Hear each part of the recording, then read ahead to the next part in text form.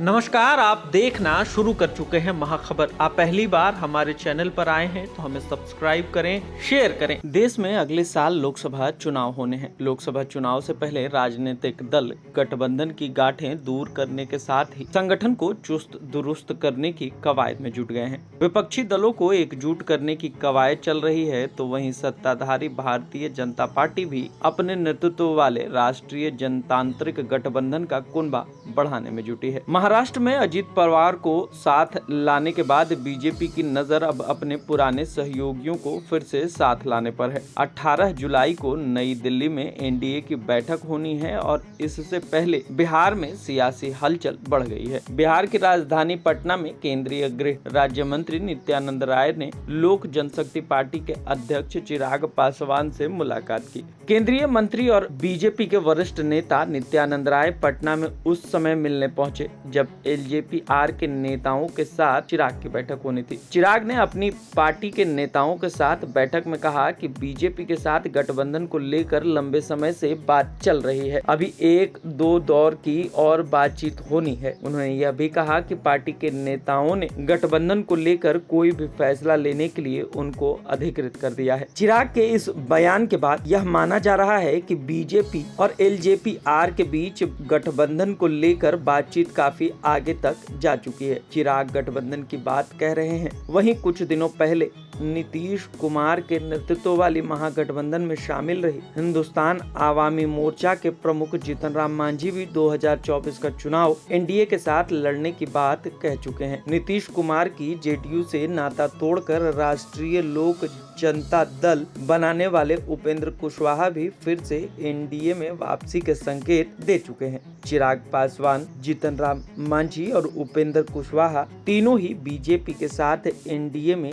कभी शामिल रहे। ऐसे समय में जब लोकसभा चुनाव में 1 साल से भी कम का समय बचा है, बीजेपी को भी बिहार में अचानक पुराने सहयोगियों की याद क्यों आने लगी? इसकी वजह है कि सूबे के बदले समीकरण। पिछली लोकसभा चुनाव यानी 2019 से अब तक काफी कुछ बदल चुका है। 2019 में एनडीए का हिस्सा रहे नीतीश कुमार अब विपक्षी खेमे में खड़े हैं। नीतीश कुमार देश भर में गैर एनडीए पार्टियों को बीजेपी के विरोध में एकजुट करने की मुहिम चला रहे हैं। बिहार में नीतीश कुमार की जेडीयू और लालू प्रसाद यादव के आरजेडी का कांग्रेस के साथ गठबंधन है। ऐसे में बीजेपी को जातीय संतुलन साधने के लिए भी छोटे छोटे दलों के साथ की जरूरत पड़ेगी। चिराग की एनडीए से अलग होने के बाद उनको उसी पार्टी से निकाल दिया गया जिसे उनके पिता रामविलास पासवान ने बनाया था। चिराग को लोक जनशक्ति पार्टी के अध्यक्ष बनाने का प्रस्ताव रखने वाले चाचा पशुपति पारस ने ही उन्हें बाहर का रास्ता दिखा दिया और पार्टी के नाम निशान पर कब्जा कर लिया। चिराग को मजबूत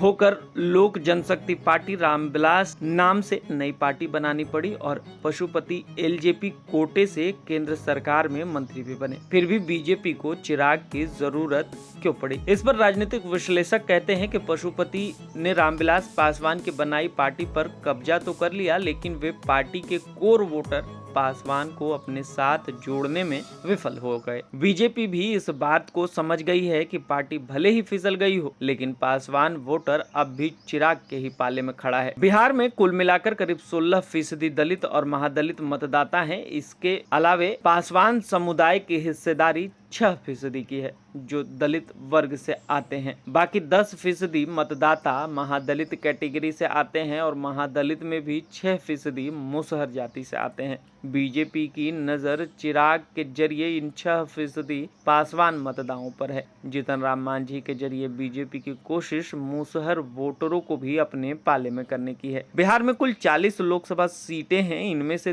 13 सीटें ऐसी हैं जहां दलित महादलित मतदाताओं की तादाद 3 लाख से अधिक बताई जाती है। इन सीटों पर यही मतदाता जीत और हार तय करते हैं। बिहार के गया लोकसभा क्षेत्र में सबसे अधिक दलित मतदाता हैं। औरंगाबाद, नवादा, नालंदा, काराकाट, खगड़िया, सासाराम, उजियारपुर, समस्तीपुर में भी जीत और हार का फैसला दलित और महादलित मतदाता तय करते हैं।